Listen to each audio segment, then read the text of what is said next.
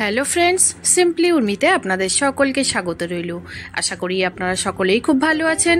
আজ আমি অনেক দিন বাদেই হাজির হলাম, বিশেষ কারণে আমি ভিডিও দিতে পারিনি। যাক, একটা রেসিপি নিয়ে হাজির হয়েছি। চলুন, সজনে পাতার চাটনি। তো সজনে শাক আমি প্রথমে নিয়ে ওটা বেছে নিয়েছি, পাতাগুলো ডালগুলো আলাদা করে দিয়েছি, দিয়ে ভালো করে ধুয়ে জল ঝরিয়ে একটা পাত্রে নিয়ে নিয়েছি। এবার দেখুন কিভাবে চাটনিটা বানাই।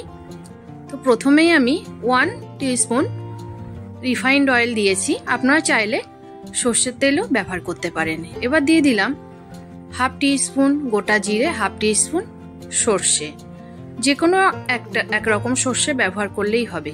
এবার দিয়ে দিলাম 2টো লাল লঙ্কা। এবার দিয়ে দিচ্ছি 1 টেবিল স্পুন ছোলার ডাল, দিয়ে ভালো করে এটাকে অল্প আঁচে ভেজে নেব, যাতে ছোলার ডালটা বেশ ভাজা হয়ে যায়।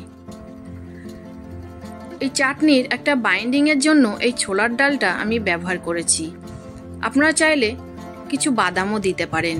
এবার দিয়ে দিচ্ছি 8 থেকে 10 কোয়া রসুন এবং একটা বড় পেঁয়াজ কুচিয়ে রেখেছিলাম, মিহি কুচি নয়, একটু মোটা মোটা আছে, দিয়ে ভালো করে ভেজে নেব ওই ডালের সাথে। আর ডালটা একটু বাকি আছে, সেটাও ভাজা হয়ে যাবে। এবার দিয়ে দিলাম 2টো কাঁচা লঙ্কা, আপনারা চাইলে লঙ্কার পরিমাণ বাড়িয়ে কমিয়ে দিতে পারেন। লাল লঙ্কাতে যেহেতু ভীষণ ঝাল, ওই জন্য আমি 2টো দিয়েছি কাঁচা লঙ্কা। এবার ওটা হয়ে গেলেই আমি সজনে পাতাগুলো দিয়ে একটু ভেজে নেব। এবার আমি এই পাতাতে দিয়ে দেব অল্প পরিমাণে লবণ। প্রথমে অল্প দিলাম, কারণ এই সজনে পাতা একদমই কম হয়ে যাবে, পরে দরকার পড়লে আবারও ব্যবহার করতে পারি। 2 থেকে 3 মিনিট ধরে এইভাবে আমি অল্প আঁচে ভেজে নিয়েছি। এবার একটু জল দিয়ে দেব, 1 কাপ পরিমাণে জল দিয়ে, ছোট কাপের 1 কাপ দিয়ে এটা একটু সিদ্ধ হতে দেব। আর একটুও দিলাম, এতে আগে হলুদটা দেওয়া হয়নি, ওই জন্য পরে দিলাম, কালারটা ভালো আসে। আপনারা চাইলে নাও দিতে পারেন। দিয়ে ভালো করে আরেকটু মিশিয়ে নিয়ে আরেকটু হতে দেব। তারপর এটাকে আমি এই জলটা একটু শুকিয়ে গেলে গ্যাসটা বন্ধ করে দেব, দিয়ে ঠান্ডা হতে দেব। তার আগে আমি দিয়ে দিচ্ছি সামান্য একটু চিনি, তার কারণ এতে আমি টক ব্যবহার করব। এবার দেখুন এটা এইভাবে একটু সামান্য একটু জল আছে, কারণ পেস্ট ভালো হবে, তখন আর জল দিতে হবে না। এবার ঠান্ডা করার পরে মিক্সিং জারে নিয়ে নিয়েছি। আর এতে টকের জন্য ব্যবহার করব তাজা পাতি লেবুর রস, আপনারা চাইলে তেঁতুল ব্যবহার করতে পারেন, কিন্তু আমি এই তাজা লেবুর রস ব্যবহার করব। একটা লেবু মাঝখান থেকে কেটে নিয়েছি, এবার এর রসটা আমি চেপে দিয়ে দেব।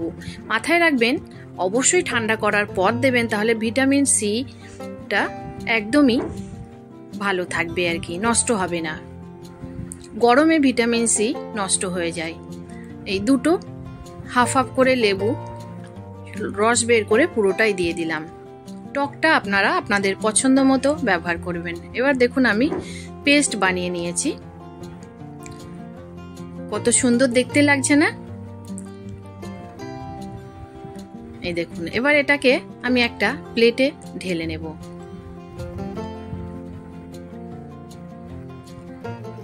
এইভাবেও আপনারা খেতে পারেন, তবে এটার টেস্ট আরেকটু বাড়ানোর জন্য দেখুন আমি কি করি।